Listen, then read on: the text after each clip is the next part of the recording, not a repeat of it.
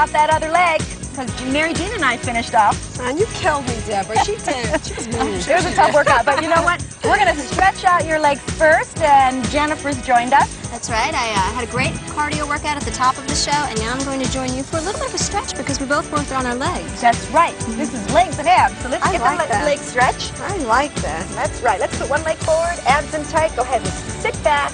You want to place your hands on your legs so that you can support your back, because it's not about your back, it's about stretching your leg. That's right.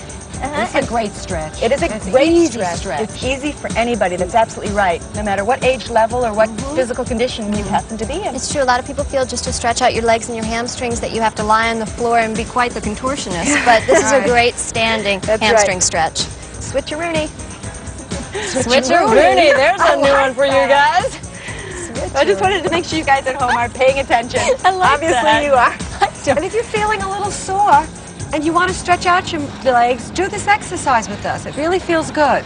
All right, let's move on. Okay, good idea, because it's an ab show too. That's right. We got to get to those abs. Abs are so important. It's the center of your body. It keeps your posture straight and long and tall. So here we go. We're using our body shaping dumbbells. Feel free to use no weight at all.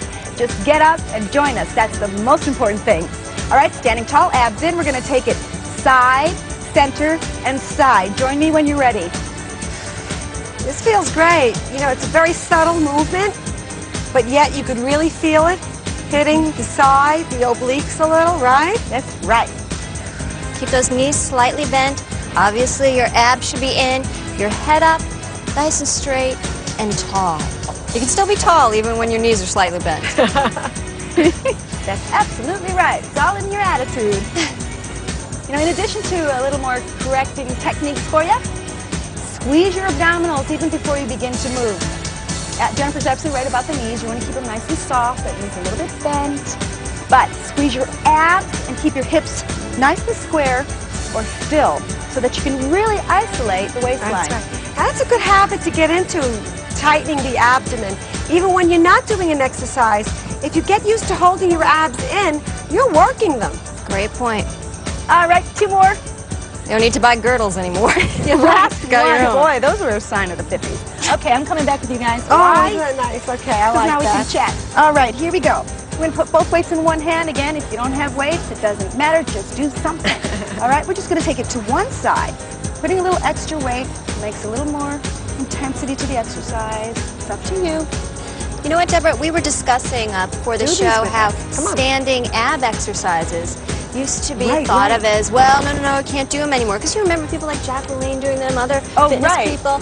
And then we all stopped. Why is it new again? Pressure, answer the question. Well, when we're standing, you're in the normal anatomical position that we're always in. I mean, we always do abs on the floor, which is a great way to work your abs, but you always want to do variations. And since we're always standing like this, by practicing abdominal exercises in the position that you're always in, that's the best thing to do. Yeah, that's an excellent point, too, because in any exercise, I don't think you should put your body in any position that you don't feel comfortable with. Right. Let's change sides. Change sides. Okay. Otherwise, we're going to have one side that's sleek and lean and beautiful and slightly out of kilter there, right? Not anymore.